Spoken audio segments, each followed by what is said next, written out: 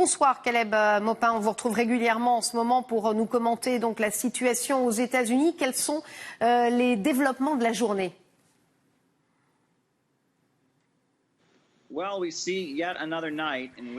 Nous avons vu une nuit de plus où il y a eu beaucoup d'affrontements, de pillages.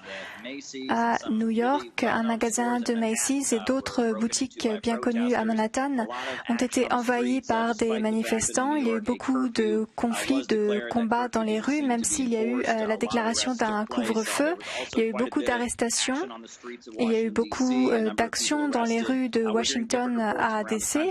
Et on a des rapports de tout le pays, mais en tout cas, les manifestations continuent et la colère reste la même dans la communauté afro-américaine. Cependant, il semble qu'on demande de plus en plus aux manifestants d'être pacifiques, qu'il y ait moins de problèmes et de dégâts. Alors l'ONU a réagi aujourd'hui à travers son haut commissariat. La pandémie et les manifestations mettent en évidence les discriminations raciales endémiques. Michael Jordan, le basketteur qui est sorti de sa réserve, a dit un petit peu la même chose. Racisme ancré, notamment de la police aux États-Unis. Partagez-vous ce constat, vous qui êtes journaliste sur place ? Cela ne fait aucun doute, les États-Unis sont un pays très divisé. La communauté afro-américaine a subi tant d'années de discrimination, a vu tant de fois des membres de la communauté tués injustement par les forces de police et ces personnes, les personnes qui les ont tués n'ont rien subi en retour. Donc il y a beaucoup de colère. Mais effectivement, il y a la pandémie qui se rajoute à cela. Donald Trump a eu une approche très différente en fonction des États. Il n'y a pas eu d'unification de politique commune. Les États-Unis sont de plus en plus polarisés en tant que pays. Il y a différentes communautés, différentes régions avec différentes valeurs. Et c'est très clair si l'on regarde le développement de la société américaine, notamment si on regarde la réponse du président à cette crise. Justement, le président qui définitivement se range du côté, il l'a dit, de l'ordre. Est-ce que c'est une bonne stratégie aujourd'hui alors que le pays souffre évidemment de cette grosse crise économique, d'un chômage terrible et évidemment récemment donc ces émeutes? Est-ce que c'est le bon choix fait par le président américain qui, on le rappelle, est en campagne présidentielle?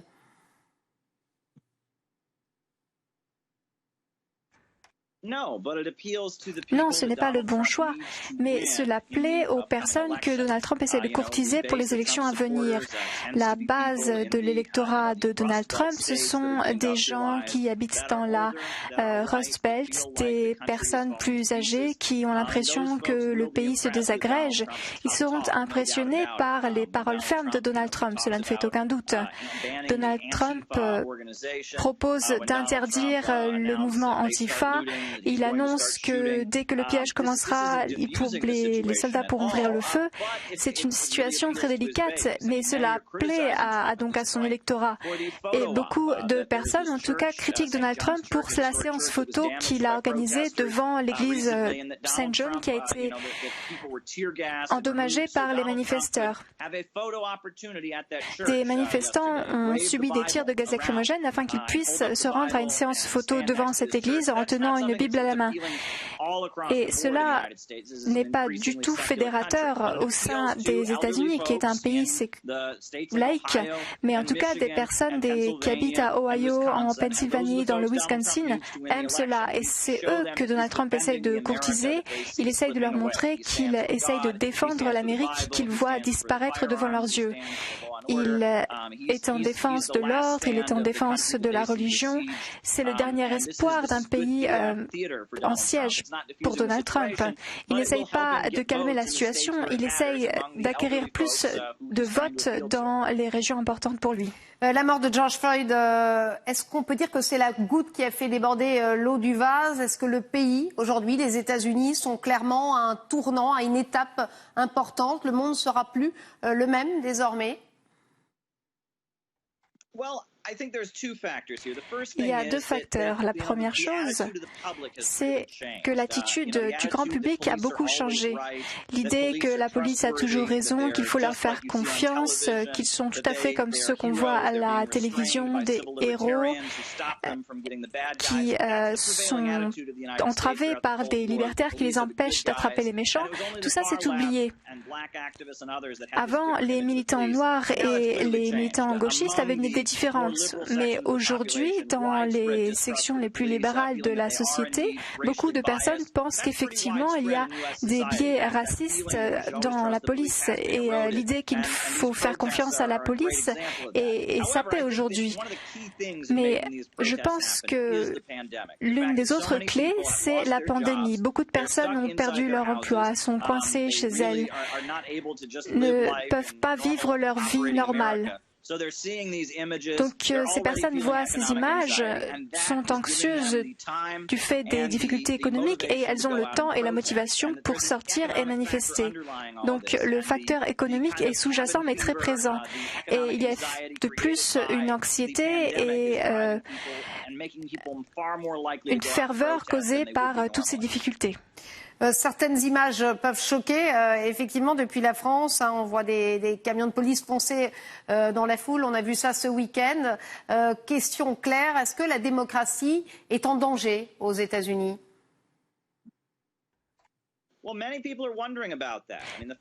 Beaucoup de personnes se posent la question. Donald Trump s'est réfugié dans un bunker sous la Maison-Blanche. On a appelé l'armée. Beaucoup de manifestants sont morts. Des manifestants sont morts, par exemple à Nebraska ou dans le Kentucky. Il y a eu des morts à Detroit et nous n'avons pas encore de décompte. Nous ne savons pas combien de manifestants sont morts.